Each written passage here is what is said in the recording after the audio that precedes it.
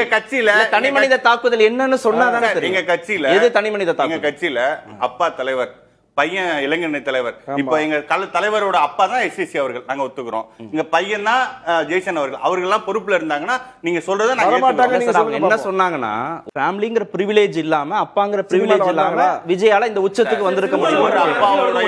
Sir சினிமால ஒரு hero ஆகிறதுக்கு அரசியல் வாரிசு அரசியல்னு சொல்றதுனால வருது பிரிவிலேஜ். நான் வந்து உட்கார்ந்திருக்கேன்னா எங்க அப்பா தான் படிக்க வச்சிருப்பாரு. எங்க அப்பா தான் இது நம்ம இது வந்து பொலிட்டிக்கல் क्वेश्चனுக்கு வந்துருங்க. அத பர்சனல் அட்டாக் பண்ணனால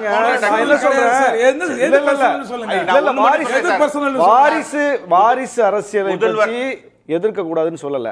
வாரிசு அரசியல் கேள்விக்கு உட்படுத்த வேண்டியதுதான், ஜனநாயகத்துக்கு அது முரணானதுதான். ஆனா அதை கேட்கறதுக்கு எங்களை மாதிரி வாரிசுக்கே சம்பந்தம் இல்லாத எங்க தலைவர் மாதிரி எங்க கட்சி நாங்க பேசலாம். ஆனா நீங்க எந்த கட்சியை நோக்கி நாங்க அன்புமணியை நாங்க கேட்கலையங்க, ராகுல் காந்தி நான் கேட்கலையங்க, அகிலேஷ் யாதவ் நான் கேட்கலங்க, எந்த கட்சி நான் கேட்கல.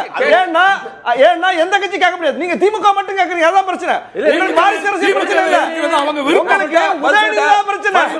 உங்களுக்கு நாங்க பாமக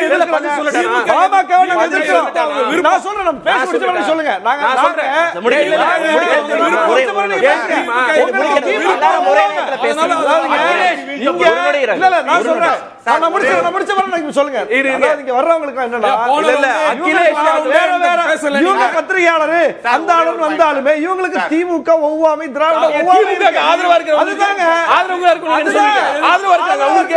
பத்திரிகையாளர்கள் போர்வையில திமுக ஆதரவா இருக்கு. நீங்க அது ஓகேவா அது சொல்லுங்க. நீங்க வாரிசுன்னு சொல்லி அன்பு நான் சொல்றேன் கேக்குறேன். ராகுல் காந்தி கேக்குறீங்க எல்லாமே கேக்குறோம்.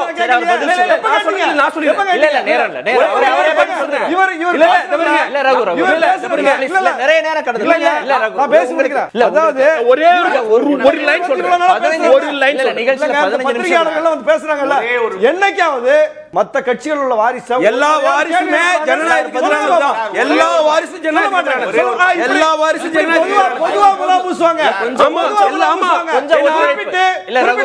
சந்திரபாபு நாயுடு அகிலேஷ் யாதவுக்கு பெரியார் கிடையாது, அண்ணா கிடையாது, அந்த மாதிரி கருத்தியல் தலைவர் கிடையாது. அவரு வாரிசு தப்பு தான். யாரு ரைட்னு சொன்னாங்க?